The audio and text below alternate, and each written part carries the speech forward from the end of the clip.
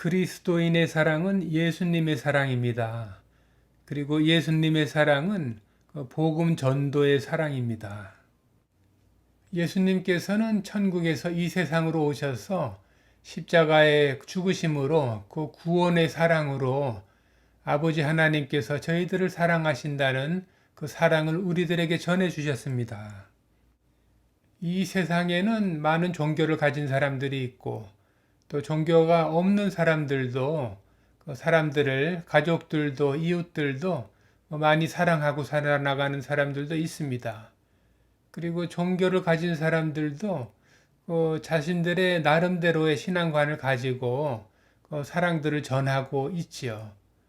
그리고 우리 기독교인이 아니라 유대인들도 그렇고 유대인이 아니라도 하나님의 말씀을 전하고 하나님의 사랑을 전하는 사람들이 이 세상에는 여러 종류의 많은 사람들이 있습니다. 그렇지만 우리 기독교인들은 그 하나님의 사랑을 그 예수님의 구원의 십자가의 사랑으로 그 구원을 예수님의 구원을 우리들이 전하는 것으로서 우리들의 사랑을 전하는 방법은 다른 종교를 가진 사람들과 다른 것입니다. 예수님께서 구원의 사랑을 저희들에게 전해 주십니다. 요한복음 10장 28절에 내가 저희에게 영생을 주노니 영원히 멸망치 아니할 터이요 또 저희를 내 손에서 빼앗을 자가 없느니라. 저희를 주신 내 아버지는 만유보다 크심에 아무도 아버지 손에서 빼앗을 수 없느니라. 나와 아버지는 하나이니라. 네, 이 세상에는 악한 사람들도 있고 선한 사람들도 있습니다. 그리고 영생을 추구하는 사람도 있고 영생을 추구하지 않고 살아가는 사람들도 있습니다. 이 세상에는 영생을 추구하지 않고 이 세상 살다 죽으면 그만이라고 그렇게 생각하는 사람들도 이웃들을 사랑하고 사는 사람들도 많이 있습니다. 그리고 다른 종교를 가진 사람들 중에서도 영생을 전하는 사람들도 있고 영생하는 방법과 그리고 자신들이 섬기는 그런 우상과 그리고 하나님 앞에 영생을 얻는다고 할 수 있는 사람들도 영생에 대해서 구원에 대해서 하나님에 대해서 말씀을 전하지만은 저희들은 이와 같이 예수님께서 우리들에게 주신 내가 저희에게 영생을 주노니 하신 예수님께서 주시는 영생과 예수님께서 주시는 그 구원의 사랑을 그것을 통해서 아버지 하나님을 우리 이웃들에게 그렇게 전해나가는 그런 사랑을 저희 기독교인들, 우리 그리스도인들은 그것을 전하는 것입니다.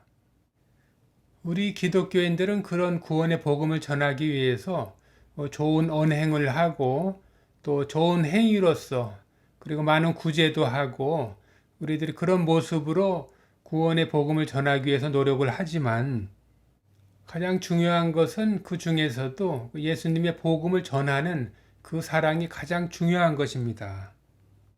그래서 저희들의 가장 좋은 그런 사랑에 대한 표현은 바로 복음을 전하는 복음 전도의 사랑인데요.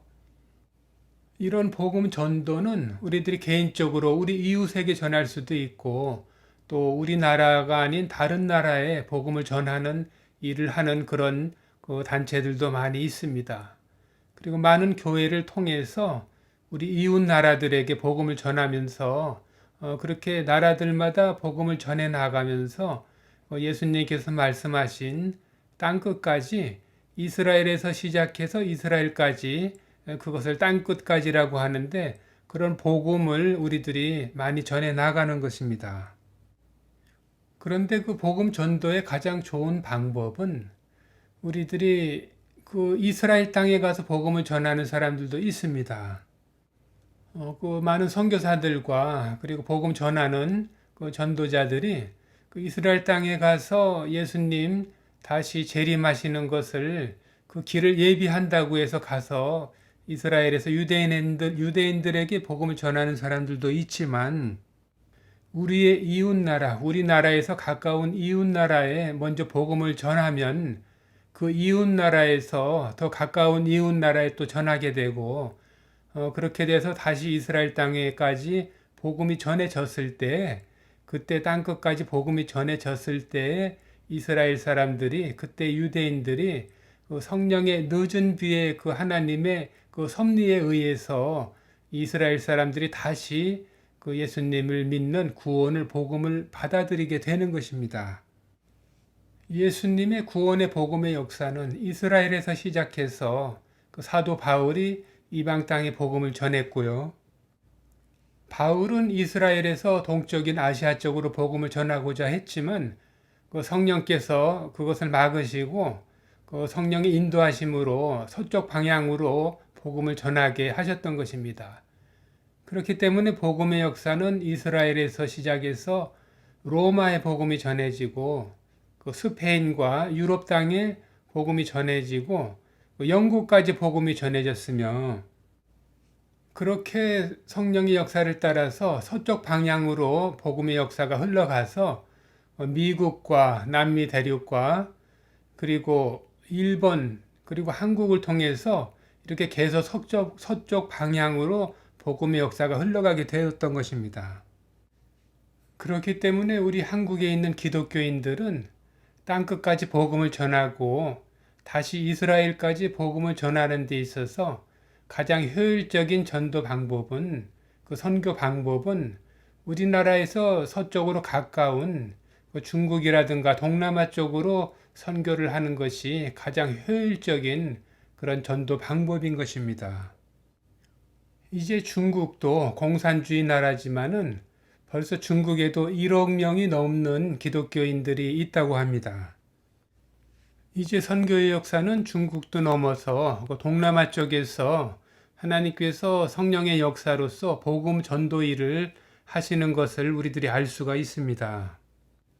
우리 그리스도인들이 예수님께 받은 사랑을 우리 이웃들과 우리 이웃 나라들에게 복음을 전한다면은 그것은 동남아 쪽에 복음을 전하는 그런 그 교회에서 선교 사업들을 온 세계 각국 나라에 다 하지요.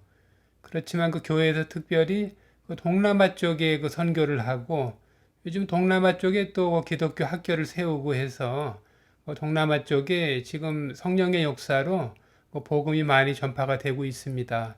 이제는 중국을 지나서 그 동남아 쪽에 지금 전도의 역사가 많이 일어나고 있는데, 우리 예수님을 믿는 사람들이 교회를 다니는 사람이든지 교회를 다니지 않고 그 집에서 가정에서 가정 예배를 드리고 있는 사람이든지 모두가 협력을 해서 우리들의 그 예수님의 사랑을 이웃들에게 표현을 한다고 하면은 그런 그 선교 단체를 통해서 그 동남아 쪽에 특히 그쪽에 복음을 전하는 일에 동참을 하고 또 선교 사업에 같이 도와서 그 후원을 한다든가 그렇게 해서 복음에 우리들이 받은 사랑을 그 전해 나간다면은 그것이 하나님께서, 예수님께서 기뻐하시는 우리들의 복음 전도의 그런 사랑을 전하는 그런 일이 될 것입니다.